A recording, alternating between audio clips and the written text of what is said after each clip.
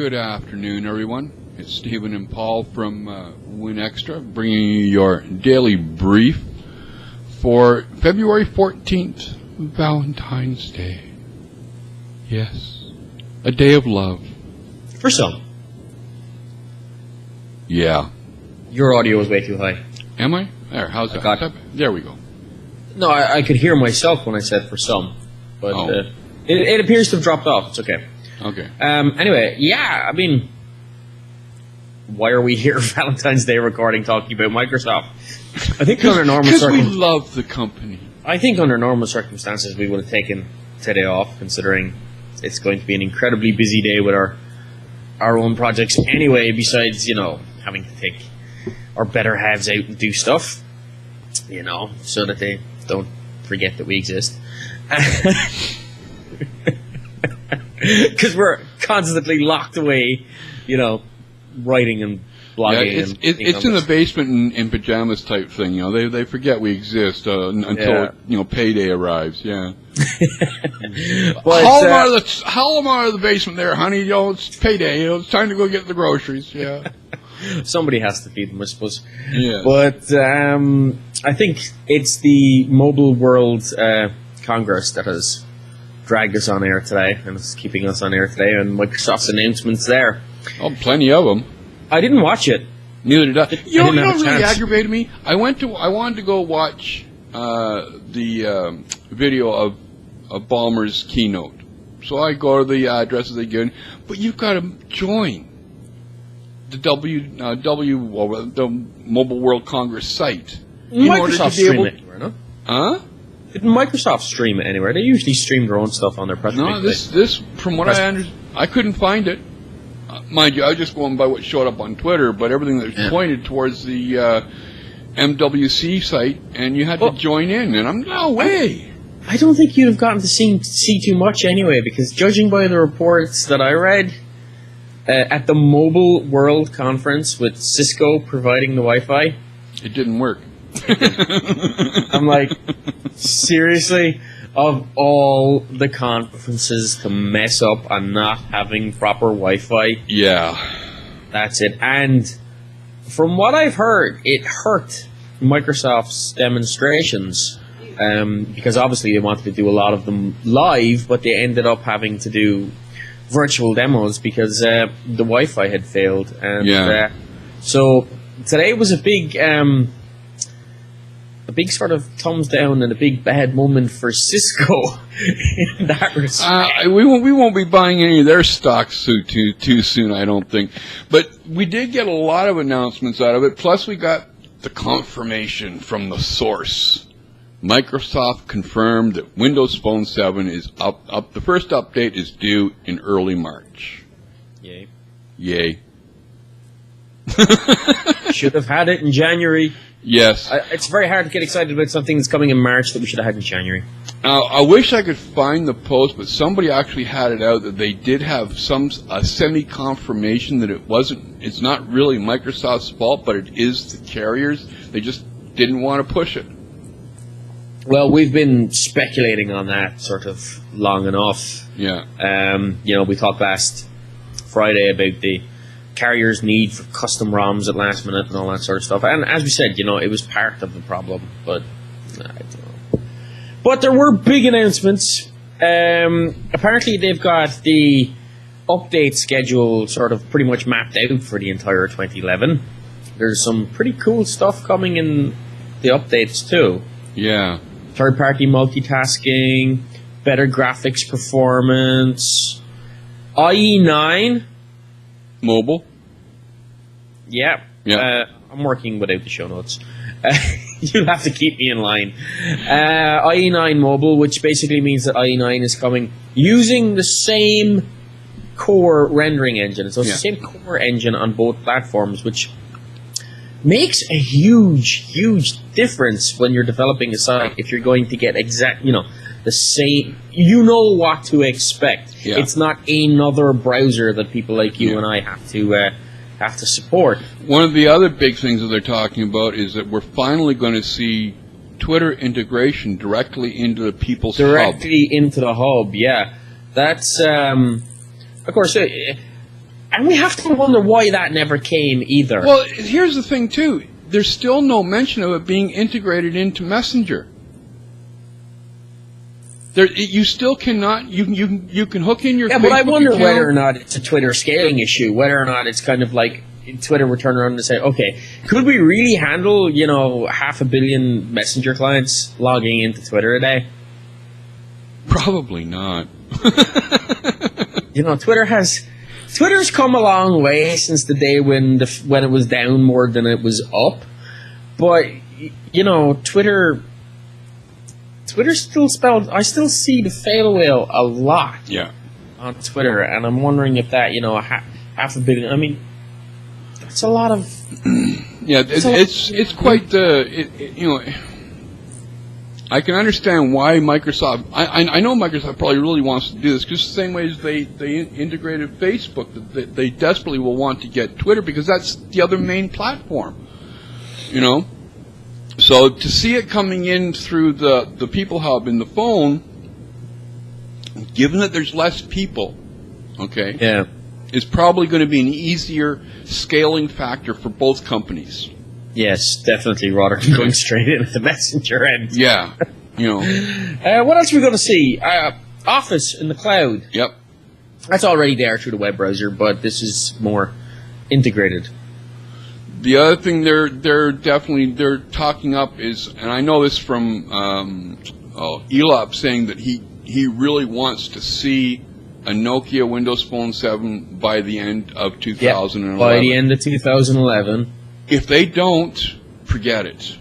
Which, of course, is kind of pissing off Intel to no agreement, to no end. Because if you remember, it was only last year at Mobile World Conference that both Intel and Nokia were on stage talking up MeeGo. Yeah. But apparently there's going to be an announcement today, Nokia Intel-wise, with regards to MeeGo. And we're supposed to be seeing some new features coming on that. So not directly Windows Phone 7 related, but interesting nonetheless. Here's MeeGo could basically become a tablet platform. Most probably, yeah. Would that show up on Microsoft tablets? I don't see why it couldn't show up on the hardware, but not necessarily as an operating system. I don't see Microsoft endorsing a third-party operating system. Yeah. Anyway, so what did you think of the multitasking? Yeah, there's actually they're showing a video of it, a clip, because it's actually a 5-minute video with Joe Bellafiore showing off playing Red Baron and then multitasking out to his hubs or whatever and then back, and it looks really smooth. It looks smooth, it looks good, and it is third-party multitasking. Yeah. So, it does. This stuff is nothing new, No.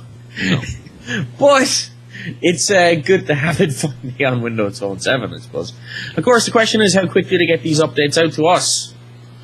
Yeah, this is going to be the painful part because we don't again, we're seeing more influence on updates being affected by carrier decisions than by... And should be.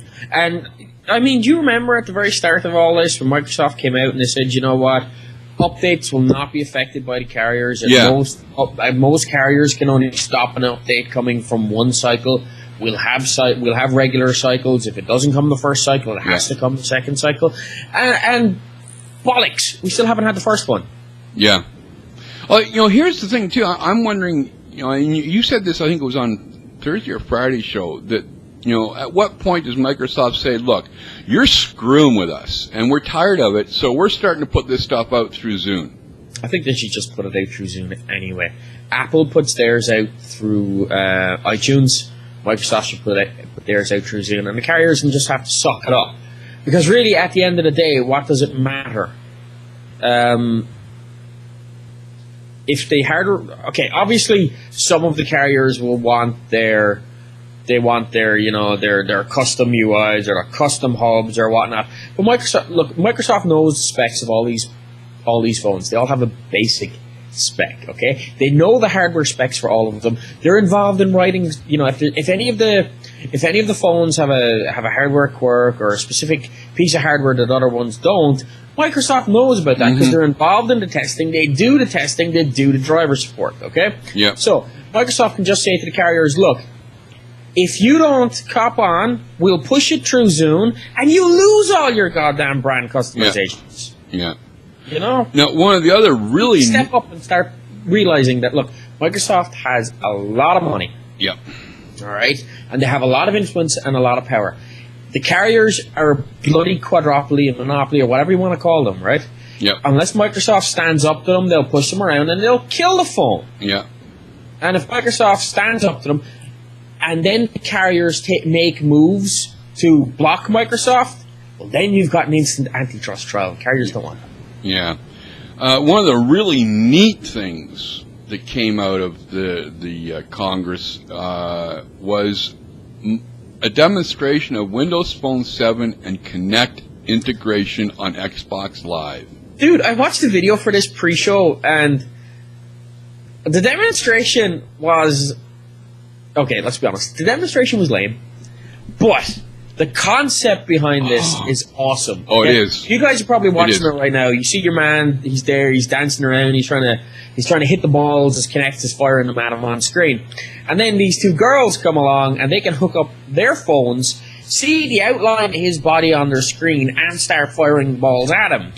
And it's that kind of level of integration. This has massive integration for massive implications for gaming going forward. It's not just the people who want to be in front of the Kinect that can play, but can you imagine, I don't know, more sort of interactive versions of like really geeky Dungeons and Dragons where the dungeon master has the phone and can control stuff, and everybody's playing a movie, and they can see themselves. Like, this is just one idea going through my head. Permutations are endless, and I'm sure if you sit down and think about how massive an effect this can have on the future of online gaming. Apparently, according to CNN, when Bammer was announcing this stuff, he pulled a Steve Jobs. He literally pulled a Steve Jobs and used the "one more thing" line. Seriously. I didn't get to see it, obviously, but was a CNN reported on it, and but then before Bammer announced that he had one more thing to show the audience, stealing a line that Jobs famously employs, but CNN called the Kinect stuff jaw-dropping, even though they called the rest of the Windows Phone 7 announcements yawn-inducing. Yeah, that's CNN. Anyway. Quickly, Verizon Phone 7 confirmed to be coming to Verizon and Sprint in first half of 2011.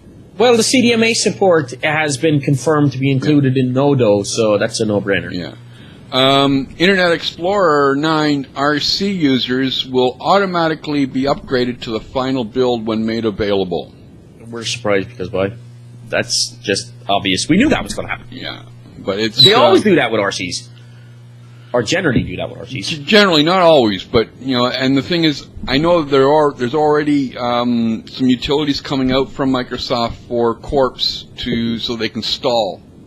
Yeah. So it doesn't happen up thing. Now, the other really cool thing... So when are we going to see that? We're going to see that in April? We think we're going to see the final in April? Mix. Yeah, Mix. Yeah, that's probably Mix. That's when the final release will come. Guaranteed. That's April 11th? Or yeah.